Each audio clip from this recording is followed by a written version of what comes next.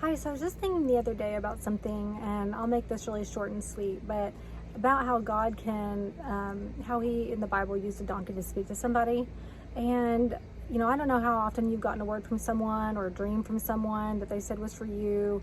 But if you have, even if you haven't, just something to think about is to not throw out the word just because it's from someone that maybe you don't. Respect, or maybe who isn't as far along spiritually as you would think that they should be to be giving a word. God talks about how we're supposed to be, as smart as snakes, but innocent like doves. We're supposed to be like children, and children, they can be naive. And obviously, the Bible doesn't want us to be naive. God doesn't want us to be naive, but that we should have, though, faith like a child, where if someone gives us a word, or if someone says, I had a dream for you, I believe it's for you, to listen to it and see if you hear God's voice in it. Because if you have a relationship with God, then the closer you get to Him, you'll start to recognize His voice. And we can ask God for wisdom and discernment about something, to have Him separately tell us if it's really from Him or not. But just your relationship with God too will point to, you'll recognize His voice in it. Because in the end, even a child could give a word to you. I've had my children have dreams, and I can tell when it's from God or not. And that's just because of my relationship with God. I know what He sounds like. I'm familiar with dreams, and know what they look like. Anyway, just to say that even if God can use a donkey to speak to somebody, the point of that would be to show that really don't throw out the message because of the messenger doesn't match the idea that you have in your head of the person who should be giving you some kind of prophecy or dream. Because even a child can give you a message from God. Even a child could have a dream for you. So it really cannot be based on, they don't have the experience or the maturity.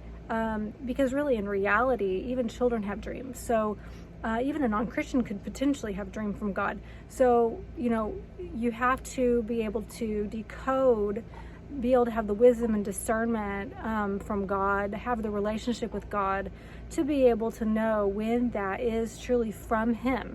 Because in the end, it really is Him speaking anyway. It's not the person who gave you the word. It's just they happen to be tuned in at that time to be able to hear a message from God, possibly for you. And so, of course, you have to pray, about discernment. You have to pray for wisdom and discernment, and for God to show you if it really is from Him. But in the end, God can speak through anybody. And just what I'm trying to say is, just don't throw out things that could potentially be from God because the person doesn't have the education or platform or respectability that you think that they should have, to be able to hear from God. Because God will use other people to speak to you. Sometimes He is not getting through to you, and He'll use someone else.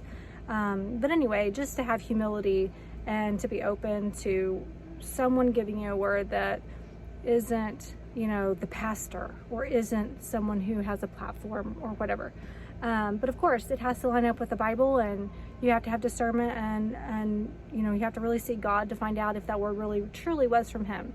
And some words can be thrown out because in the end it wasn't from Him. But that's the other side of the coin with that. But I'm just talking about the side that is saying don't throw out words because it's coming from someone that maybe you don't have a respect for, or like a child, for example. Like they don't have the maturity of life, but they can still tune into God and get a word from Him or a dream from Him. So all that to say, just be open to any messenger, but just know that in the end, the message, if it's from God, would be from Him. And so it's really Him speaking in the end to you.